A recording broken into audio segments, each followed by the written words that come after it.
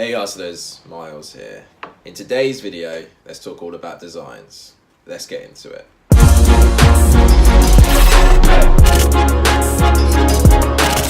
So welcome back to Hustle Endeavour. Please like, subscribe and hit the notification bell if you like this video. If you're new here on this channel, we're all about hustling hard today for a better tomorrow by building profitable income streams online. So let's get into the topic of the video. A lot of people like to focus on the metrics. So they like to focus on keywords, they like to focus on niches, and they kind of forget that designs are a really important part of a print-on-demand business. Essentially, what a print-on-demand company is putting your designs on different products that hopefully people will buy. So if your designs aren't up to scratch or they're fairly average, you might not get the sales that you want. So if you've been following the channel for a while now, you probably know that I studied graphic design for a number of years, and I did a lot of work with helped clients with their logos, their brandings, etc.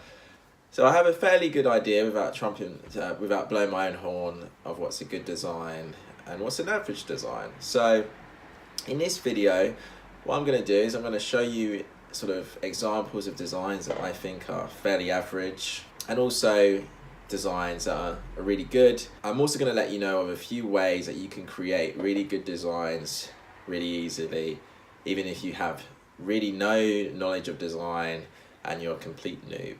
So I'm just going to flip up on some screen now some designs I found, like surfing Google, Amazon, Etsy.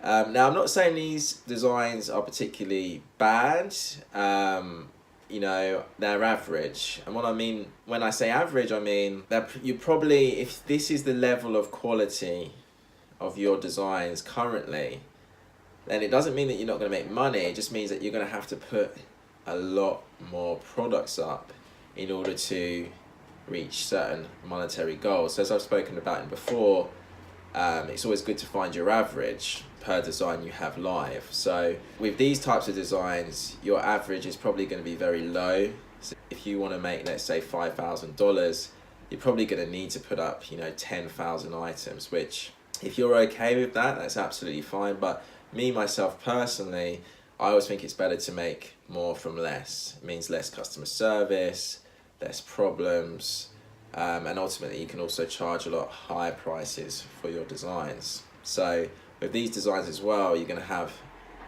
flipping on screen, you're going to have it's going to be a lot harder to charge premium prices for your products. So I found this particular company while I was looking for examples of good designs, and I think what they do is absolutely excellent. They're essentially a niche store, but they're doing tremendously well by the looks of things. So their name is Efficacy Clothing. I hope I pronounced that right.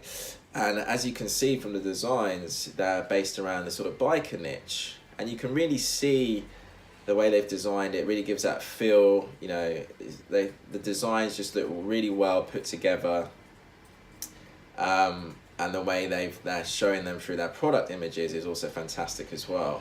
And it all conveys, looking at that, I can instantly know that's a bike, this would be for bikers. And also you can see that they're charging, a premium price for their t-shirt, $33, which they can get away with because their designs are excellent.